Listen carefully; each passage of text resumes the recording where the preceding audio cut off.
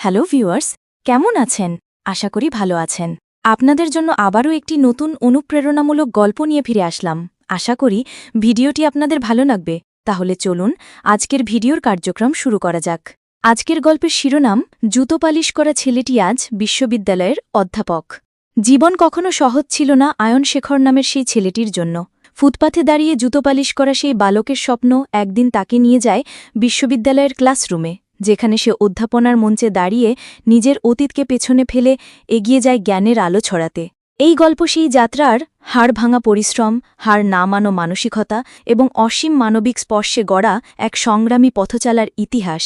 ছোট্ট আয়ন মাত্র ৮ বছর বয়সে বাবাকে হারিয়ে মা আর ছোট বোনকে নিয়ে ফুটপাতে বসে জুতো পালিশ করত।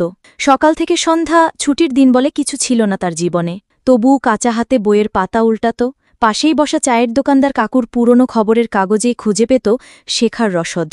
একদিন এক কলেজ ছাত্র অয়নের জুতো পালিশ করাতে এসে দেখে সে ইংরেজি বই পড়ছে। প্রশ্ন করলে অয়ন লজ্জা পায়, কিন্তু উত্তর দেয় স্পষ্ট উচ্চারণে। মুগ্ধ হয়ে ছেলেটি তাকে প্রতিদিন আধা ঘণ্টা করে পড়াতে শুরু করে। এখান থেকেই শুরু হয় জীবনের নতুন মোড়। দুপুরের পর ক্লান্ত শরীরেও বই হাতে তুলে নিত অয়ন। দোকান বন্ধ হলে স্ট্রিট লাইটের নিচে পড়াশোনা চলত। মা রুটি সবজি বানিয়ে পাশে বসিয়ে দিত আর বলত, তুই একদিন অনেক বড় হবি। একজন সমাজকর্মীর সাহায্যে আয়ন স্কুলে ভর্তি হয়। প্রথম দিকে বুলিং, উপহাস, গায়ের জামা নিয়ে টিপ্পনি শুনতে হতো, কিন্তু শিক্ষকেরা যখন তার মেধা বুঝতে পারেন তখন তাকে আলাদা নজরে দেখতে শুরু করেন। আয়ন প্রতি ক্লাসে প্রথম হতে থাকে, অলিম্পিয়াডে অংশ নেয়, রচনা প্রতিযোগিতায় জাতীয় পুরস্কার পায়।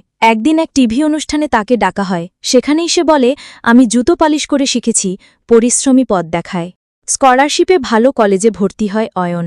নতুন জায়গায় গিয়ে প্রথম দিকে মানিয়ে নিতে কষ্ট হয়, তবে নিজের অভিজ্ঞতা দিয়ে সে অন্য বন্ধুদের মন জিতে নেয়। লাইব্রেরির সবচেয়ে নীরব কোণ ছিল তার প্রিয় জায়গা। একবার এক রিকশাচালক কলেজে তার জুতো পালিশ করতে বললে সে মাথা নিচু করে বলে, আজ আমি অধ্যয়ন করছি, কিন্তু আপনাদের জন্যই পারছি। এই বিনয় আর কৃতজ্ঞতা তাকে আরও মহান করে তোলে। গ্র্যাজুয়েশন শেষে উচ্চশিক্ষার জন্য বিদেশ যেতে চেয়েও মায়ের অসুস্থতায় দেশে থেকে যায় অয়ন। প্রথমে একটি ছোট স্কুলের শিক্ষকতা শুরু করে। শিশুদের চোখে নিজের ছেলেবেলার প্রতিবিম্ব খুঁজে পায়। পরিশ্রম আর গবেষণার ফলে একটি সরকারি বিশ্ববিদ্যালয়ে প্রভাষক হিসেবে ডাক পায় আয়ন। সেই দিন তার মা চোখে জল নিয়ে বলেছিলেন, আমি জানতাম তুই পারবি। অয়ন শুধু পড়াত না, সমাজের নিচু স্তরের শিশুদের জন্য একটি শিক্ষা কেন্দ্র গড়ে তুলত। বিনামূল্যে শিক্ষা, খাবার, বই সব নিজে জোগাড় করত। প্রতিটি শিশুর চোখে সে নিজের অতীত দেখে ভবিষ্যতের স্বপ্ন বুনে দিত। বিশ্ববিদ্যালয়ে আয়নের পা রাখা সহজ ছিল না। সহকর্মীদের কেউ কেউ তার অতীত নিয়ে মুখ টিপে হাসত, কিন্তু সে কখনো নিজের পরিচয় আড়াল করত না। বরং এক ক্লাসে সে খোলাখুলি বলে, আমি একজন জুতো পালিশ করা ছেলে, আমি গর্বিত। সেই দিন থেকে ছাত্রদের কাছে তার সম্মান অন্য উচ্চতায় পৌঁছে যায়। মা দীর্ঘদিন অসুস্থ থাকার পর একদিন চলে যান। মৃত্যুসজ্জায় শুধু বলেছিলেন, জুতোর পালিশে যেমন তুমি আলো এনেছ, তেমনিভাবে পৃথিবীতেও আলো ছড়িও। সেই কথা ছিল অয়নের কাছে আজীবনের প্রেরণা। অয়ন নিজের জীবনের ওপর ভিত্তি করে একটি আত্মজীবনীমূলক বই লেখেন, জুতোর পালিশে আলোর খোঁজ। সেই বই দেশজুড়ে আলোচনায় আসে, পাঠ্যক্রমে স্থান পায় এবং তাকে আমন্ত্রণ জানানো হয় টেডেক্স ও আন্তর্জাতিক শিক্ষা মঞ্চে। অয়ন প্রথমবারের মতো বিদেশ যান একটি আন্তর্জাতিক শিক্ষা সম্মেলনে অংশ নিতে। সেখানে বিশ্বের নানা দেশের অধ্যাপকদের মাঝে দাঁড়িয়ে নিজের সংগ্রামের গল্প বলেন। শ্রোতারা দাঁড়িয়ে সম্মান জানান। রাষ্ট্রপতি পদক থেকে শুরু করে ইউনেস্কোর তরফ থেকেও সম্মাননা পান অয়ন। কিন্তু তিনি বলেন, সবচেয়ে বড় পুরস্কার হল কোনো শিশুর চোখে যখন আমি আশার আলো দেখি। একদিন তিনি ফিরে যান সেই ফুটপাতে যেখানে একসময় জুতো পালিশ করতেন। সেখানে এখন তার নামে একটি পাঠাগার আছে। ছোট ছোট ছেলেরা তাকে দেখে ছুটে আসে, জড়িয়ে ধরে। তিনি তাদের বলেন, তোমাদের চোখে আমি নিজেকে দেখি। অয়ন শুধু ছাত্রদের পড়ান না, জীবন শেখান। কেউ বিষণ্ণ হলে পাশে বসে গল্প বলেন নিজের অতীতের। তার কক্ষে সবসময় দরজা খোলা থাকে, যখন ইচ্ছে আসো, আমি আছি, এটাই তার নীতি।